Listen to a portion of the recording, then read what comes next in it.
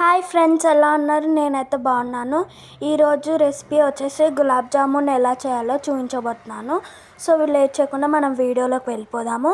So please like, share and comment చేయండి. First అయితే ఒక బేషన్ అయితే తీసుకోవాలి. ఇందులోనైతే పౌడర్ని అయితే వేసుకుందాం. గులాబ్ జామ్ పౌడర్ని నేనైతే ఒకటే వేసుకుంటున్నాను.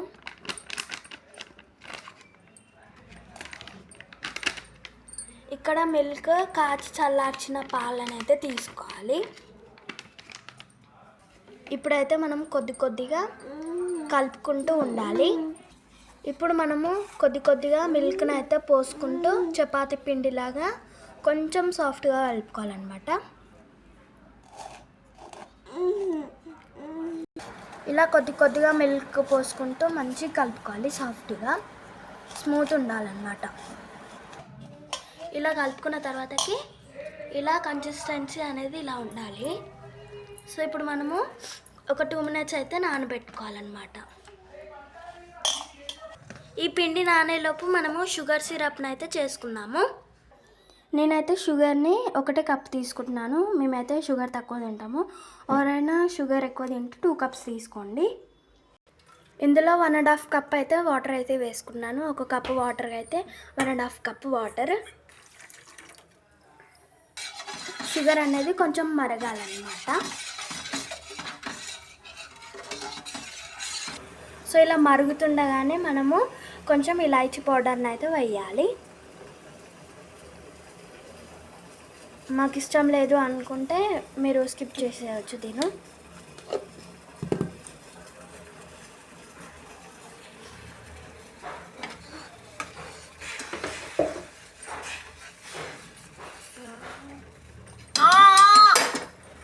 సో ఇలా నానిన తర్వాత మళ్ళీ ఒకసారి అయితే కలుపుకోవాలి. మీరు నెయ్యిని తీసుకోండి. నేనైతే నెయ్యిని కరిగించి తీసుకున్నాను. ఉత్తి నెయ్యి ఇట్లా గడ్డలు ఉన్నప్పుడు రాసుకోవడానికి రాదు. సో నేనైతే కరిగించుకొని ఇలా తీసుకున్నాను. ఫస్ట్ ఇప్పుడు ఏం చేయాలంటే కొంచెం ఆయిల్ అయితే రాసుకొని ఇలా చేతిలోకి ఇలా రాసుకున్న తర్వాతకి చిన్నగా ఒక ఉండ తీసుకొని మంచిగా రౌండ్ ఆఫ్ చేసుకోవాలి.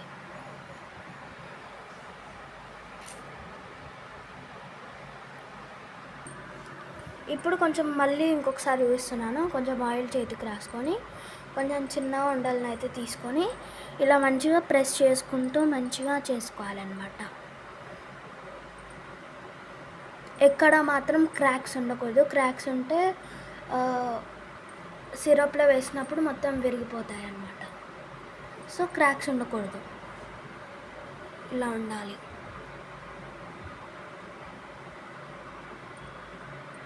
ఇలా చేసుకుంటే ఇలా చిన్న ఉండలను అయితే తీసుకోవాలి. సో ఇప్పుడు ఇందులో ఒక కడాయి అయితే తీసుకొని కొంచెం ఆయిల్ని అయితే వేసుకోవాలి, హీట్ చేసుకోవాలి. సో ఇది హీట్ చేసుకోవాలన్నమాట మనం. సో ఇలా కొంచెం ఉండల్ని అయితే తీసుకోవాలన్నమాట. సో ఇలా హీట్ అవుతుందన్నమాట. హీట్ అయ్యేటప్పుడే మనము ఒక్కొక్కటి వేసుకోవాలన్నమాట.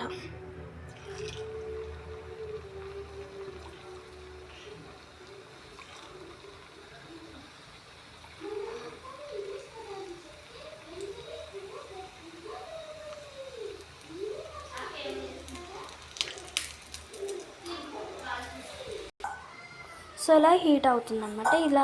ఇలా కొంచెం బ్రౌనిష్ కలర్లోకి వచ్చినాక ఇందులో వేసేసుకోండి, పానకంలో వేసేసుకోండి.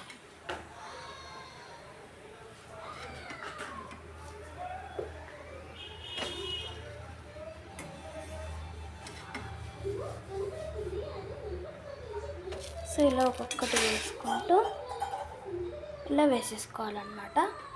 వీటిని కొంచెం నాననివ్వాలన్నమాట, ఒక్కొక్కటి అని.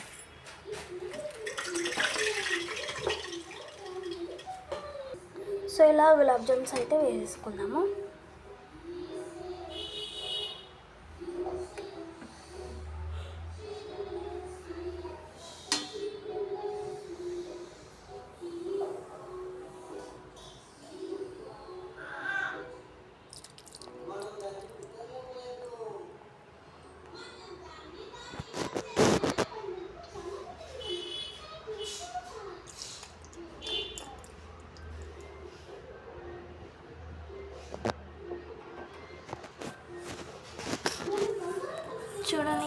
మంచిగా ఉందో,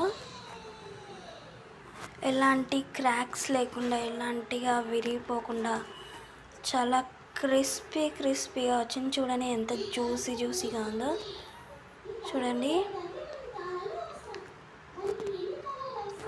చాలా మంచిగా వచ్చిందండి ఇవి.